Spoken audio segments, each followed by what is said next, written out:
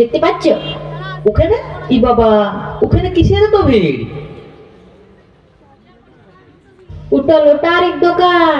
রাতারাতি বড়লোক হওয়ার আশায় সব বিকিয়ে লটারি কিনে সর্বশান্ত হয়ে শেষে গলায় দড়ি। আর যারা সত্যিকারের গরিব, না খাইতে পেয়ে মরছে, উহাদের কি একটা ব্যবস্থা করে দেওয়া যায় না মা? মানুষ নিজের নিজের ভাগ্য নিয়ে জন্মেছে কাকা, তার বেশি কিছুতেই পাবেন নাই। ওই তো, দেখো ওই ভিখারিটি আসছে, উহাকে তুমি কিছু দাও না মা।